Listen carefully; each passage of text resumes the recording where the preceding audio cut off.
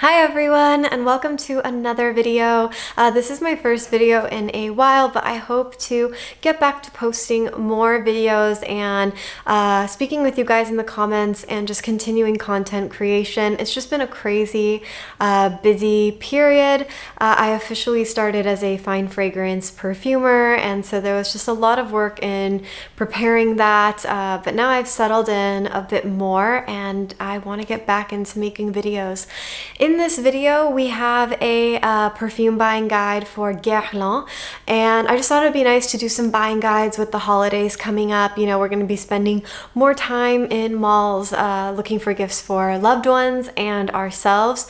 And with these buying guides, now these are bottles that I believe are full bottle worthy from the brand, but it's also a really nice place to start. You know, when you walk into a store, fragrance store, or a brand section in a mall, it's very overwhelming, right? Guerlain has dozens of different fragrances, so this is a great place of where to start smelling. The first fragrance that I want to talk about today is Shalomar's Millissime Iris, and again, these are all going to be Guerlain's. Shalomar is kind of this first big vanilla fragrance we see on the market. It was launched in the 1920s, and it does smell like it was launched in the 1920s. It's a beautiful classic, but it definitely has this characteristic of a bygone era. And I think for me personally, even though I love this fragrance, it does keep me from wearing it. But the Shalomar Millissime Iris is incredible, and I'm so sorry that I'm going to mispronounce Millissime 5 million different ways. Please bear with me. This new iris flanker of Shalomar feels so modern, and it smells so expensive, so rich. So you have that bergamot top, you know, that you always do with Shalomar, but the iris meets it right away. So you already have that kind of expensive iris butter smell. And then quickly the character vanilla signature of Shalomar comes in, but there's something a little bit animalic to the original vanilla that I think gives it that dated feeling for me personally. And here it's gone. It's replaced and accentuated by this gorgeous iris note. I mean, I find it so beautiful. And if you're a man who likes Dior Homme, the newer versions of the Gentleman Givenchy, and you like that iris Rome, the Valentino Born in Roma Intense, check out this Shalomar because it's such a delicious iris, and iris is so unisex and so is vanilla, and so I really find this flanker to be very unisex. And there's just something about it that screams that classic French elegance in perfumery. I smelled this and I was blown away, and that doesn't always happen. So it also seems like with these Millissime flankers, they're never around very long. So it's worth checking out the next time you're somewhere where Guerlain is sold. The next fragrance on my list is an Oud. Now Guerlain, again, being a very classic French fragrance house, is not somewhere I would normally think of when I think of Oud. They came out with 3 Ouds recently, and for me there was a clear star, and that was the Oud Nude. Now, we've seen Western Ouds done several different ways, some more of the traditional style with the rose and the saffron. Sometimes they'll do a very different pairing, like Jo Malone's Oud Bergamot. Oud Nude takes an oud with a vanilla and some raspberry intonations, but I wouldn't necessarily think of raspberry as being a key here. At least for me, that I don't feel one way or another about raspberry in fragrance, and I think if I thought of a raspberry oud, it would make me think it's too feminine or just not my thing. Here, I think the star is really an oud, a vanilla, some woody notes, and some light red berry notes, but really in the background, even if you're not a red berry fan, you could still really like this Oud Nude if you like oud and vanilla, and it is just beautiful, great performance, longevity, and a really different type of oud in my opinion, compared to all the other ouds I've smelled, so definitely worth a sniff. The next fragrance I recommend is Guerlain's Spiritus Double Vanille. Guerlain, for a long time, they know their vanilla, right? So they came out with Shalomar, which kind of launched this vanilla mania for the era. We see a lot of other fragrances going into this warm, ambery, spicy direction after Shalomar. It's something that they're known for and they do really well, and the Spiritus Dubli is no exception. This is one of the best boozy vanillas of all time. You spray it and it's an instant addiction. It's pricey, but it is gorgeous. I love this fragrance. It's so beautiful, and I feel like especially with that boozy top, it's hard to find something just as immediately yum.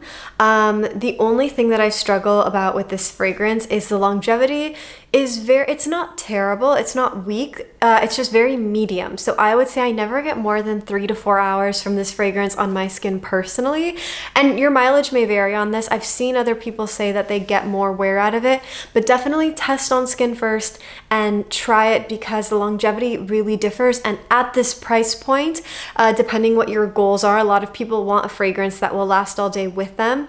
However, just on a pure beauty standpoint, you don't get much more addictive vanilla yumminess than with the Spiritus Dubli. Okay, so on a fresher note, we have the Acqua Allegoria Forte Mandarin Basilic. Now there's also just one that's an Acqua Allegoria. What's nice about the Acqua Allegoria Fortes is they have such better projection and longevity, and that's why this is the version that I recommend.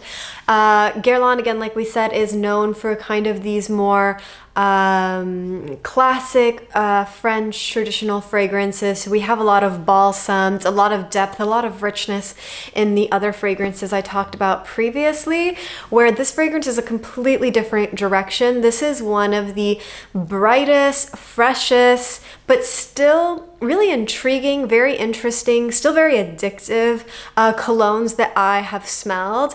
There is something so almost edible about the basil note here without being reductive, without having you smell like pesto. It's still very refined, very elegant, and so refreshing.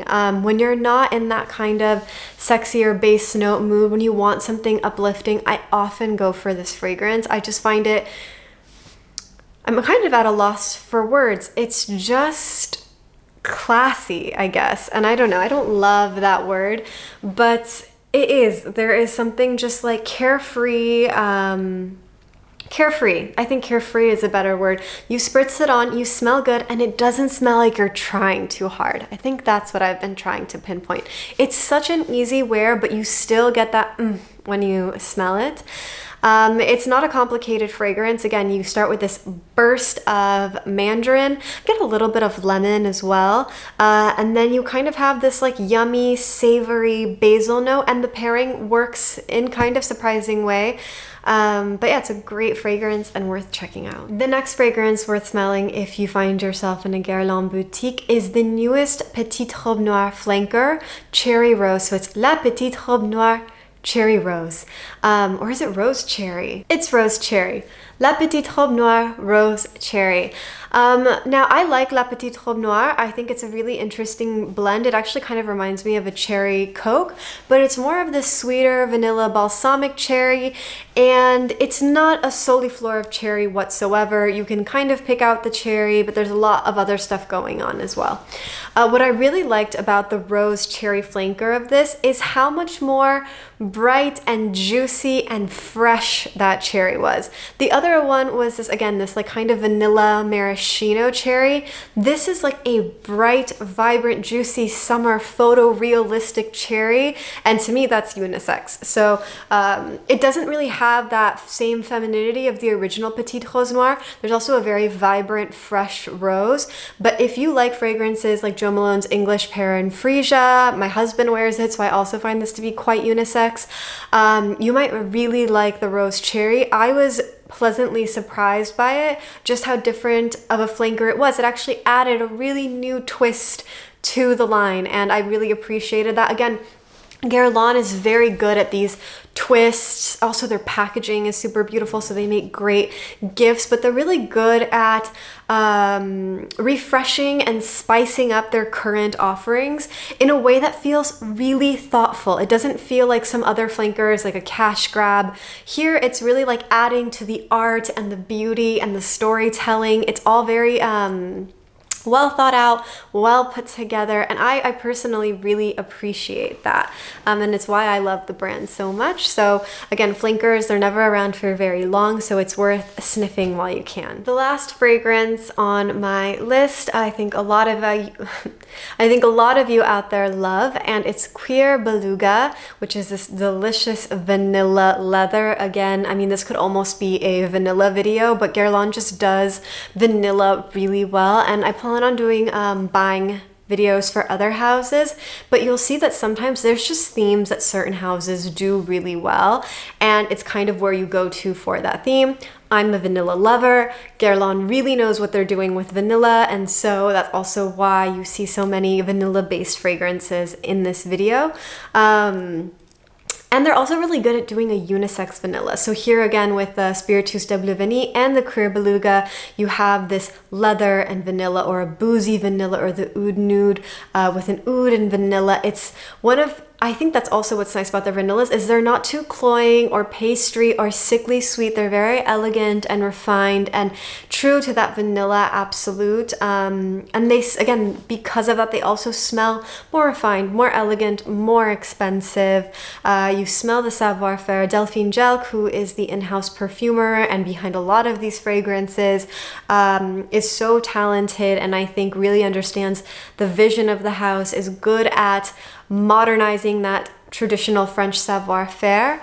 Regardless, it is a beautiful leather that's almost like a suede. It's so soft and malleable and tactile. It's not aggressive in any way. It can almost work as a second skin scent. If you're not like a musk second skin scent lover, I think Creer Beluga could also really fit the bill. It could really be one of those you smell good as opposed to your fragrance smells good, but it's just absolutely worth looking into. I love this fragrance. And again, this is what I always look to. It's a wow. Creer Beluga is a wow. You smell it and it's immediately like, oh, like you need to smell it. It's something you haven't smelled before. I haven't smelled a fragrance like it beforehand, and I haven't smelled anything like it since. So I hope this list of fragrances kind of gave you a jumping off point of what to look for next time you're somewhere where Guerlain is sold. I think they make such beautiful gifts, again, for others or for oneself. And again, it's a fragrance house that's steeped with so much heritage. I get absolutely no kickbacks from Guerlain for making this video. I only have, I think, 2 of these fragrances myself, just because they are quite pricey, and not because I wouldn't love to own basically every fragrance in this list. But yes, they're beautifully done, and yeah, let me know your fragrance below.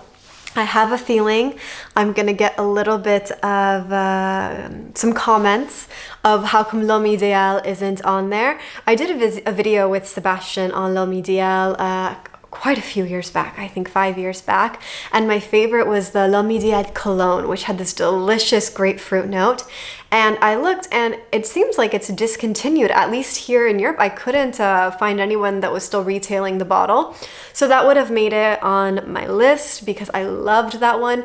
But for example, like the Eau de Toilette didn't do as much for me.